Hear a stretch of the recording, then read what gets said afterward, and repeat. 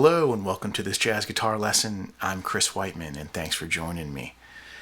Today's lesson is called 1625 chord line integration, and this is going to be building on the three-part series that I did on comping for the 1625, and I'm going to put the links to those three parts in the description of this video and recommend that you watch that first if this is something that you're not familiar with.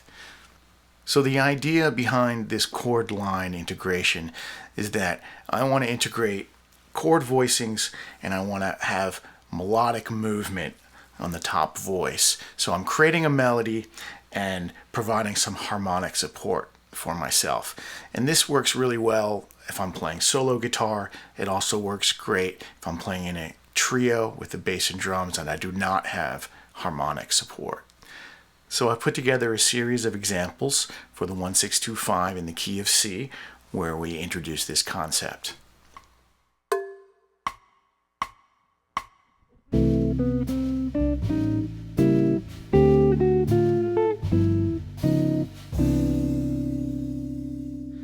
All right, so let's look at example 1.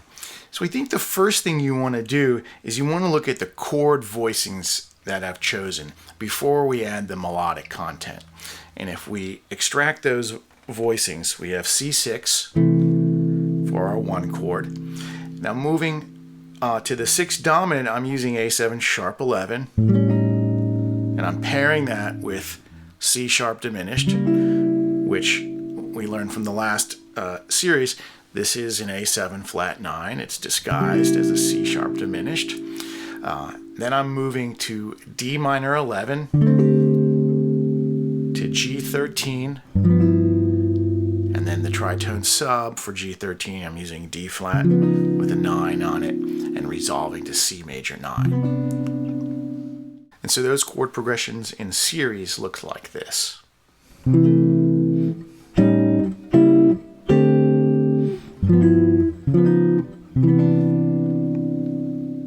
And so the next step is I'm looking for melodic movement that is going to offer some type of connection between those voicings.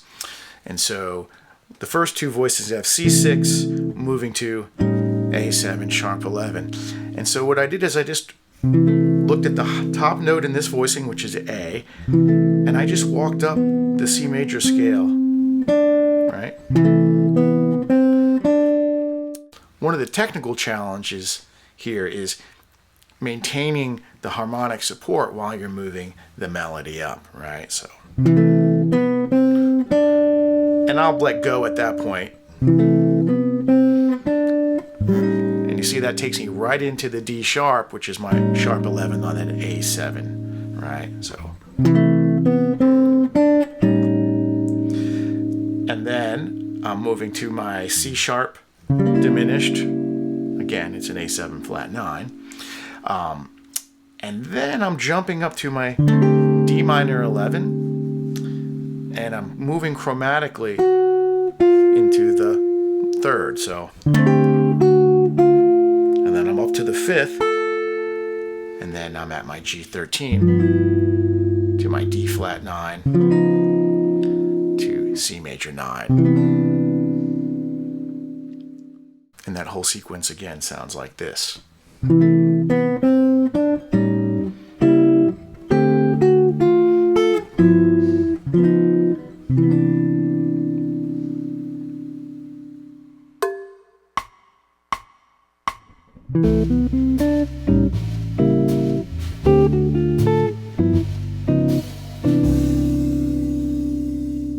All right, so example 2, it's the exact same notes and chord voicings as example 1. I've just changed the rhythm. And so we're going to start with a triplet, and then we end up getting some nice syncopation with the chord voicings. And that sounds like this. 3, 4, triplet 2 and 3 and 4, triplet 2 and 3 and 4 and 1. All right, so that added a little bit of rhythmic sophistication as we added that syncopation.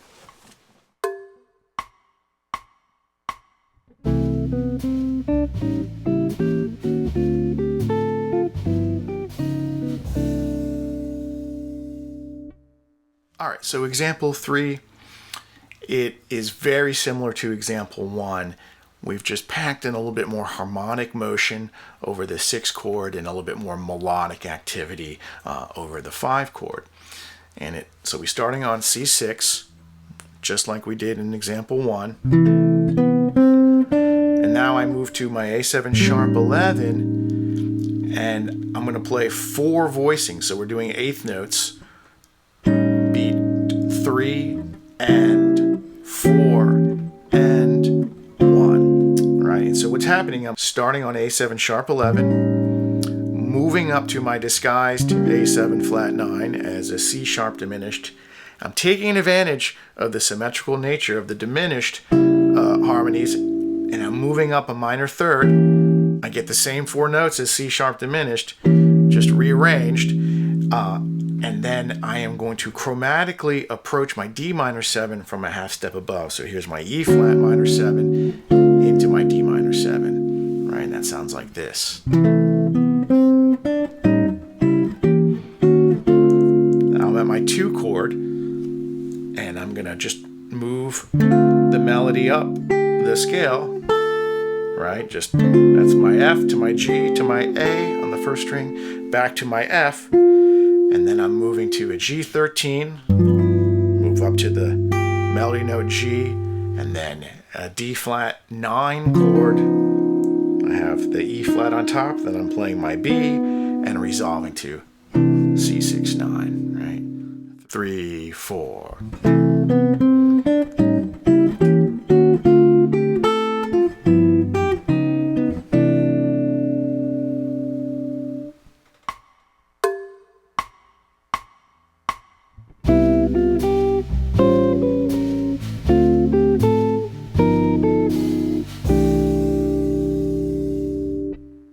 All right, so example 4, I'm going to be starting with C major 7 and drop 2 here at the 3rd fret. The previous 3 examples, I was starting on C6. So here we have a slightly different variation.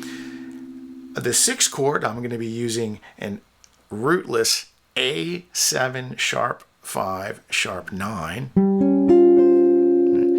And then D minor 7, drop 2 here at the 5th fret to G7 sharp 9 sharp 5, and then resolving to C6 9. So those voicings look like this. And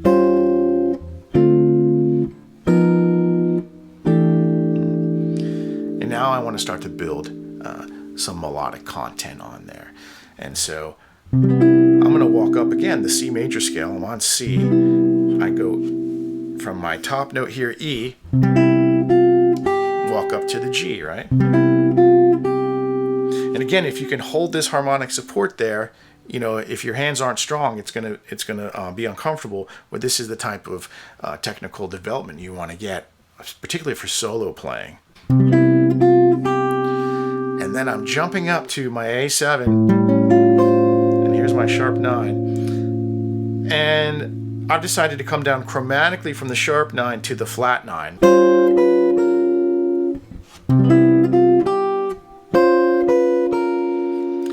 And then I'm going to go to my D minor 7. I'm going to walk up 3 scale degrees, F, G, A, and then I'm going to grab my G7 sharp 5 sharp 9 and do the same idea. So it's like a sequence for that dominant chord. I'm going to go sharp 9, move down chromatically to the flat 9, right? And then resolve down a half step to C6 9, right?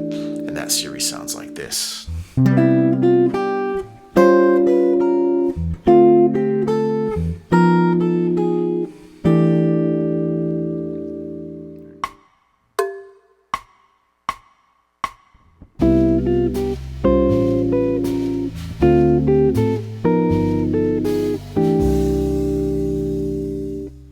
All right, so example 5, exactly like example 4 as far as the melodic and harmonic content, we're just adding some syncopation. And it's going to sound like this. 2, 3, 4. 1 and 2 and 3 and 4.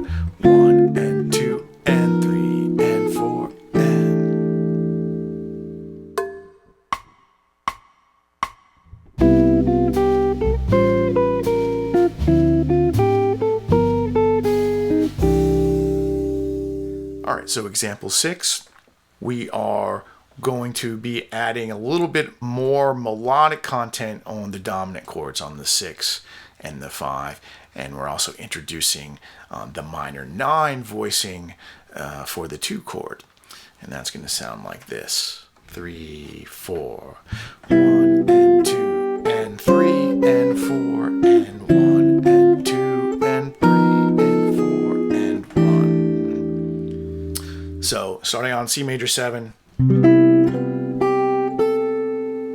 walking up 4 scale degrees. Now I'm jumping to my A7 sharp 9, sharp 5, coming chromatically down to the flat 9 and then to the sharp 5. So we're really getting a lot of color in this melody here. And then I'm moving into my D minor 9. And I'm going to walk up E, F, G, A, right up the Dorian scale, to G7, sharp 9, sharp 5, move down chromatically to the flat 9, then to the sharp 5, and resolve to a rootless C6, 9.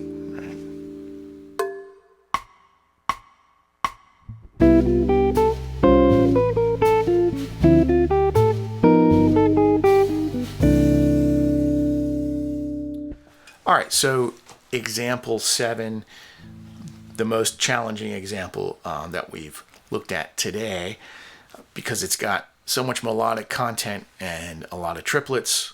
We've got eighth notes tied into groups of triplets, so a little bit more rhythmically sophisticated as well. And it sounds like this: 3, 4.